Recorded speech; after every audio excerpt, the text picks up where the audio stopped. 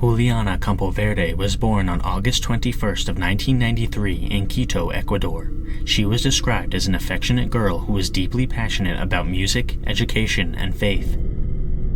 When Juliana's cousin, Lorena, went to the hospital for surgery, Juliana stayed with her, and when Lorena woke up in pain, Juliana sang a gentle song to get her back to sleep. She was a gentle and kind person, the type that nobody ever has a problem with. However, Juliana's family went through a difficult patch when her mother, Elizabeth, separated from her father, and the next year they left their evangelical church on unfriendly terms. They began attending the Oasis de Esperanza Evangelical Church in 2003. The church was close to their home and therefore convenient to attend. It was established in the year 2000 by the Carrillo family, and a man named Jonathan Carrillo was one of the pastors. Juliana was passionate about the church, joining the choir and consistently attending meetings and discussions there. According to Elizabeth, Juliana went everywhere with Jonathan, and she became close friends with his brothers.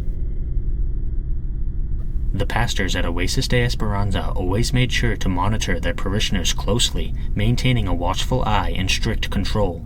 They expected their parishioners to ask for permission before starting a project or taking trips, and if parishioners failed to pay tithes, the church would pressure them to do so. Sometimes the pastors would even show up at the parishioners' place of work and tell them that they would not receive any blessings unless they paid their tithes. Any illnesses or injuries were also blamed on a lack of tithing. By 2009, the church was attempting to assert even more control than ever before. They were using their authority to tell Juliana who her life partner would be, which made her extremely uncomfortable, especially given the fact that she already had a boyfriend of her own choosing, a boy named Fabian, whom she had been keeping a secret from the church. However, Oasis de Esperanza eventually found out about Fabian, and Juliana was expelled from the choir. Jonathan refused to call this a punishment, and instead he referred to it as a time of rest so that Juliana can stabilize. This turn of events resulted in Juliana frequently crying in her bedroom because she believed that she had failed her pastor, as well as the church. She was allowed back in the choir after a period of time. In December of 2011, Juliana received a Facebook friend request from a man who identified himself as a church psychologist named Juan Solano. Juliana accepted the friend request and began conversing with Juan. Before long, Juan began asking deeply personal questions about Juliana's romantic life, including her sexual history and future plans. When Juliana said that she wanted to study abroad in Argentina, Juan convinced her to stay in Ecuador. At one point, Juliana told Juan, "There are sacrifices that are better not to live through," and Juan responded, "Be careful, you can get burned." As the conversation continued, Juan revealed that he used to have a wife named Juliana, but she had passed away.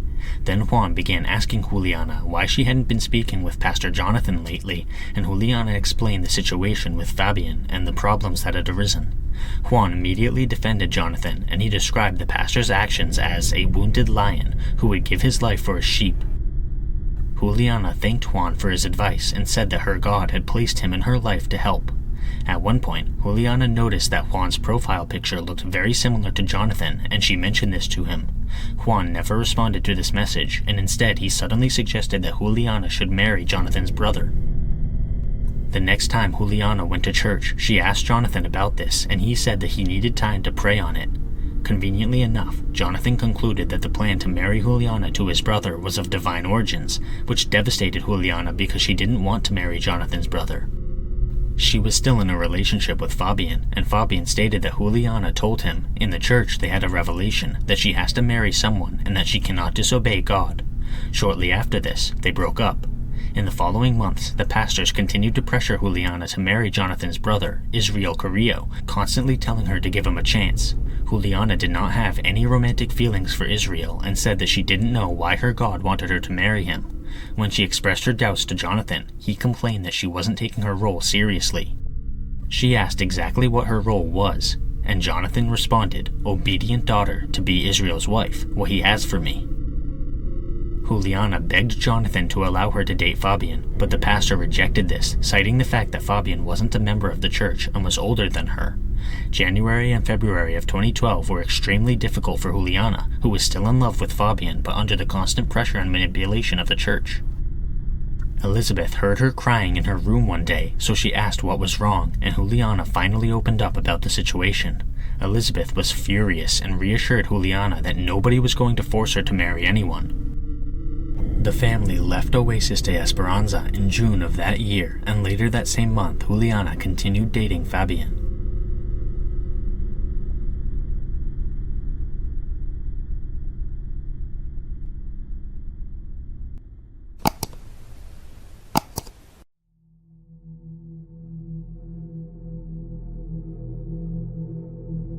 On July 7th of 2012, 18-year-old Juliana was getting ready with Elizabeth to start work for the day at the family's natural produce business. They walked 20 minutes away to Mariscal Sucre Avenue, and on the way they happened to cross paths with Jonathan. They greeted him awkwardly from a distance and continued walking, but Elizabeth noted how strange it was for her pastor to be so far away from home. He lived in the northern center of Quito, and the church was closed at that point due to the time of day. Juliana and Elizabeth arrived at the gas station they were walking to, and Juliana asked if she could head to their store, which was only 5 blocks away. Elizabeth said yes, and Juliana crossed the street, then walked away. 20 minutes later, Elizabeth received a phone call from her husband asking about Juliana, who had called him on her cell phone but did not say anything. Instead, Juliana's father had only heard the sound of children playing, along with a man's voice in the background telling the children to put the phone down since it didn't belong to them. Elizabeth proceeded to call Fabian, who said that he hadn't seen Juliana and she was supposed to meet him that night. Elizabeth began calling hospitals, clinics, friends, and members of their new church, but nobody had seen her. She attempted to call Jonathan, but he failed to answer the phone. Juliana's family searched the neighborhood and visited several hospitals in the surrounding area, but nothing was found. Elizabeth went to the police and reported her daughter missing, but their response was less than helpful.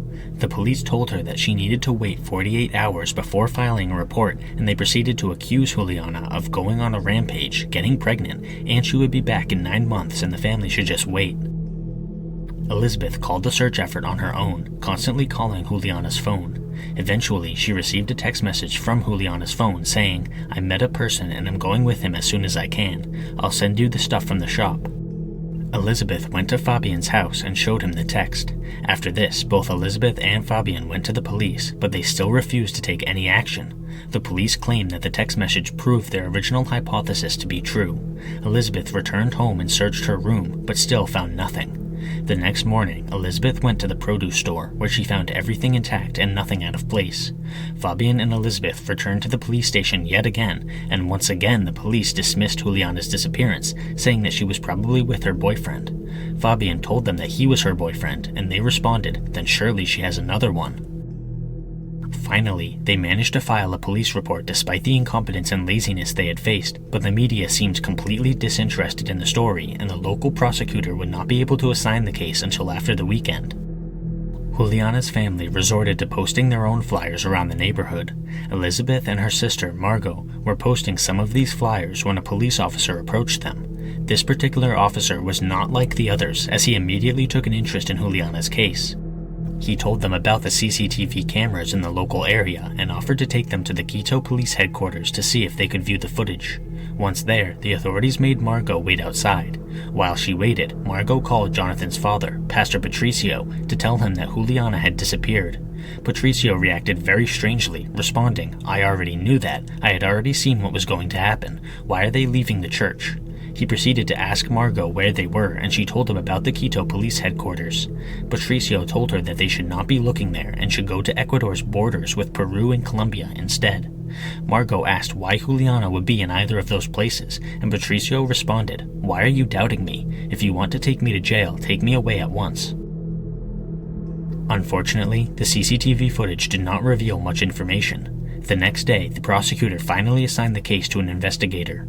While the family described the circumstances of Juliana's disappearance to the investigator, Margot received a phone call from Patricio.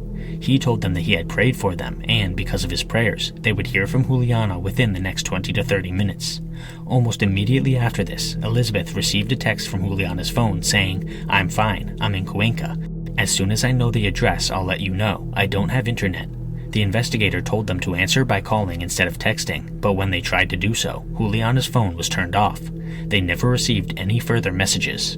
Strangely, and possibly as a result of incompetence, the investigator never even suggested triangulating the call to find out its location. Shortly after this, Jonathan's sister Michelle called Elizabeth and said that Juliana had posted a Facebook status that said, "Thank you friends for your concerns. I made my own decisions and I want you to respect them. Do not interfere in my life." Elizabeth did not believe this for a second, and she found it extremely suspicious that all this information was coming from the Carrillo family. Elizabeth attempted to use Juliana's password to log into her Facebook account, but the password had been changed very recently. One of Fabian's friends helped the family break into the account, and they found the conversation between Juliana and Juan Solano. During the very last month of the conversation, Juan had sent a message that told Juliana not to leave the church, that the family belonged there and Elizabeth was being selfish. He even went so far as to say that people who leave the church die, and that her heart was leading her to the biggest mistake of her life. He said that she was destroying what God had made for her by dating Fabian, and Juan had then sent the following proverb: "Then they will call me and I will not answer. They will look for me in the morning and they will not find me, because they hated wisdom and did not choose the fear of the Lord." Elizabeth also noticed how similar Juan's profile picture looked to Jonathan. On July 11th, Elizabeth went to the police with these messages and asked the prosecutor to get a call log from Juliana's phone. If the IP address that had sent the messages could be traced, then the case might be a big step closer to being solved. She also asked for the police to start questioning the Carrillo family. The prosecutor agreed, and he spoke with the family, who called Juliana and Elizabeth problematic. They also accused Juliana of having domestic problems with bad friends. When the investigator asked why Jonathan was in the same area as Juliana on the day of her disappearance, he said that he had just finished cleaning the church and was going to Patricio's house. He ended up changing the story when he said that he had actually been going to the National Institute of Meritocracy, where he worked as a systems engineer. Despite the blatantly suspicious nature of Jonathan's account, the prosecutor decided not to pursue the investigation any further because of his religious views. According to him, he was an evangelical just like Jonathan, and he needed to ask for permission to pursue the investigation from his pastor. He also admitted that he assumed Jonathan was innocent because of his high position in the church. On August 14th, Jonathan returned to the prosecutor's office to tell his version of events once again. According to Jonathan, on July 9th, Juliana entered his office at the Meritocracy Institute and told him that she was perfectly fine and simply with her friends. She then asked the pastor to keep this all a secret, and she asked to use his computer to post a Facebook status. Jonathan admitted that he had created a fictitious Juan Solano Facebook account. According to him, the purpose was to advise Juliana on the problems in her life. He denied ever having pressured Juliana to marry Israel. The prosecutor asked whether or not he had ever used this counseling technique with anyone else, and Jonathan said that he had not. The prosecutor took in the information and let Jonathan go without any further action. 2 years would pass with no more updates on Juliana's case, but in 2014, Elizabeth finally got confirmation that the IP address from which the messages had been sent to Juliana was the same as Jonathan's IP address. On September 16th of 2013, Jonathan was subjected to a psychiatric evaluation. When Juliana's disappearance was brought up, Jonathan behaved very nervously and expressed clear discomfort. Additionally, Jonathan contradicted himself multiple times, and experts created a criminal profile of him. This profile indicated that Jonathan was frustrated with Juliana because he had extremely toxic and outdated views on women, and Juliana was exhibiting too much agency for his taste. The person conducting the evaluation concluded that Jonathan was the most likely suspect. On May 18th of 2014, the investigation was reopened and the police conducted a formal search effort through a valley in Quito and a ravine in Guangopolo. In addition, the police soon raided Jonathan's house and seized all of his electronic equipment. Although they failed to find any evidence that directly tied Jonathan to Juliana's disappearance, the police did find a lot of pornography on his computer, as well as photos and videos of numerous girls from the church, including Juliana. The police went to the Meritocracy Institute to check the statements that Jonathan had previously made, and the institute still had their logbook of visitors from 2012. The police checked these records and found that Juliana was not in them. None of Jonathan's co-workers remembered Juliana being there either. Finally, the check-in and check-out records from the relevant day had been altered after the fact. Jonathan exercised the right to remain silent. Although the case was being taken more seriously now, there were a total of 10 different prosecutors who were assigned to the case between 2012 and 2017, which meant that they were being constantly shifted around. 8 different investigators were assigned to the case and more than 90 legal files were created. During this time, many pieces of circumstantial evidence were discovered, but nothing was found to conclusively link Jonathan to the crime. In 2017, the police were able to determine that Jonathan had been using Juliana's cell phone chip in his own cell phone. The conclusion was that Jonathan had sent every single message that Juliana's phone had sent after her disappearance. However, the prosecutor at that time said that the investigation could not move forward because nobody had found a body yet. In January of 2018, Juliana's family requested that the prosecutor get replaced and the Attorney General agreed. A prosecutor named Maria Soria was assigned to the case because she had a history of prosecuting gender-based crimes in Ecuador. Maria was much more sympathetic to Juliana's family, and she was significantly more driven to pursue justice. Maria asked a Brazilian and Mexican telecom company that operates in Ecuador called Claro for their registry.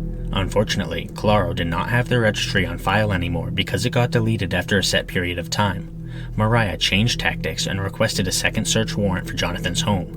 On September 5th of 2018, the police raided Jonathan's home once again, but this time they found the smoking gun.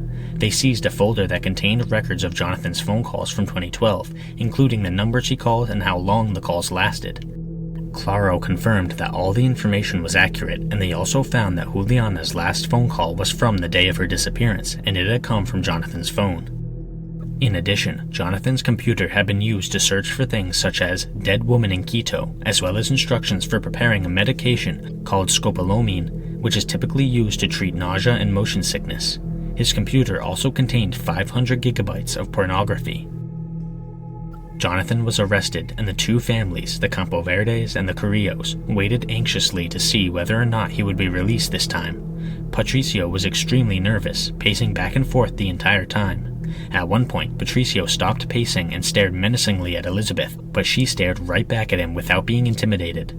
Maria interrogated Jonathan for 4 hours, asking him a total of 98 questions about Juliana, which consistently turned out contradictory answers from the pastor.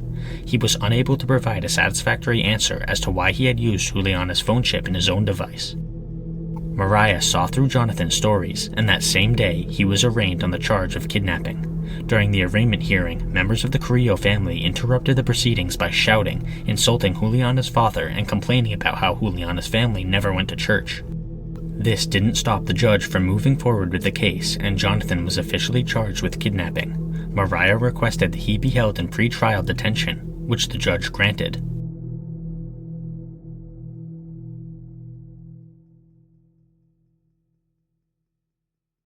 Click the join button to become a member today. Channel members receive exclusive content as well as early access to all my content.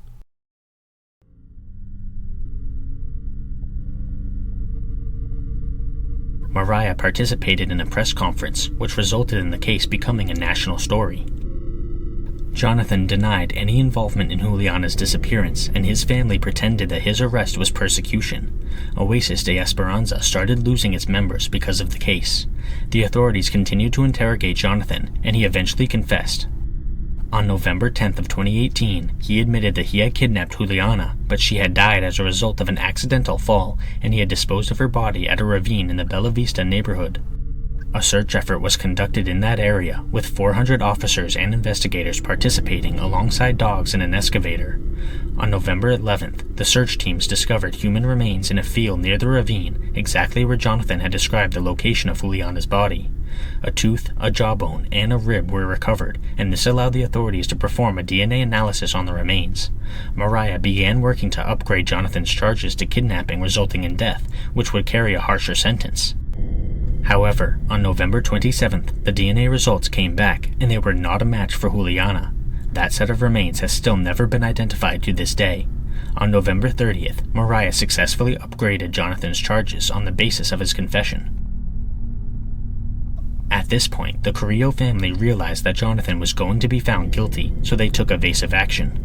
Patricio and Israel both fled the country before they could be called to testify.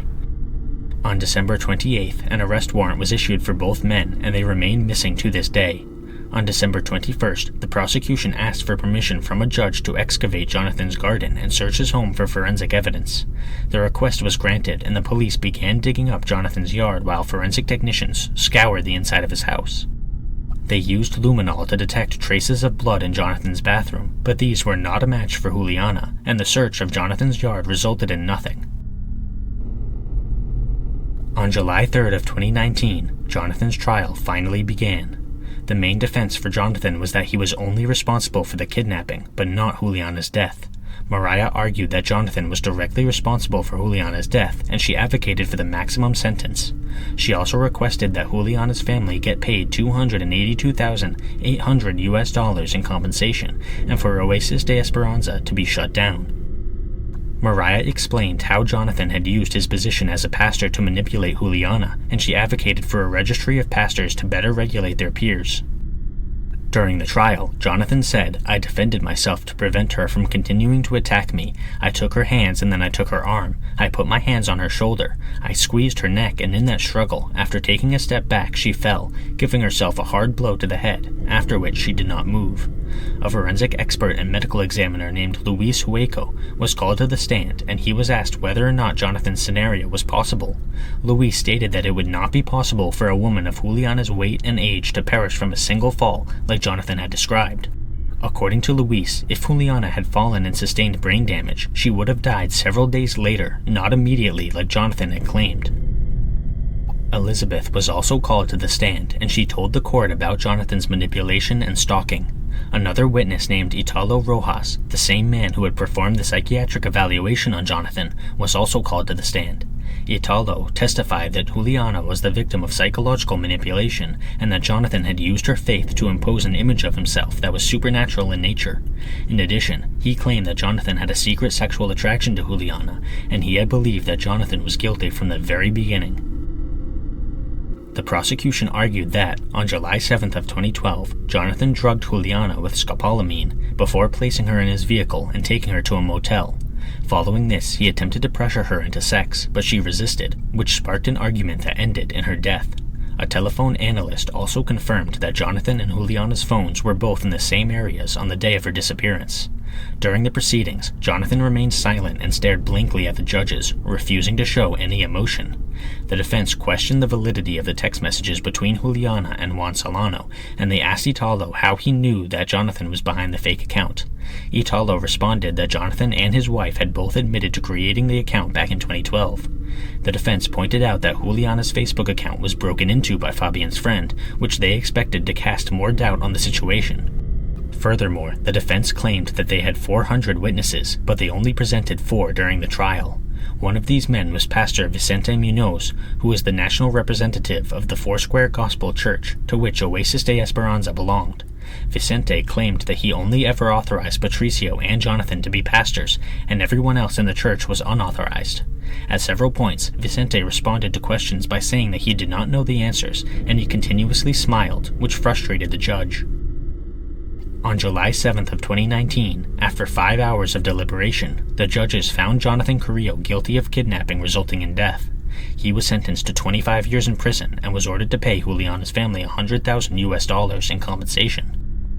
After the verdict, the remaining members of the Carrillo family shouted insults at Juliana's family, and a physical altercation soon erupted.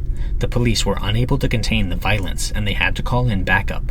Jonathan appealed his sentence, but this appeal was promptly rejected. Foursquare Gospel Church was also ordered to construct a memorial for Juliana. Jonathan appealed his sentence once again, this time to Ecuador's Supreme Court, but this appeal was also rejected. The police continued to search for her body, including a massive effort on April 15th of 2021 in the area that Jonathan had described. This resulted in nothing. The most recent search effort occurred in November of 2021, but Juliana's body has still never been found. The disappearance of Juliana Campoverde is a terrifying reminder about the manipulation that often comes along with faith. A young girl was taken advantage of and lost her life, and it took years for the perpetrator to face justice. Hopefully Juliana's body can be found sometime in the future, and her family can finally have some closure.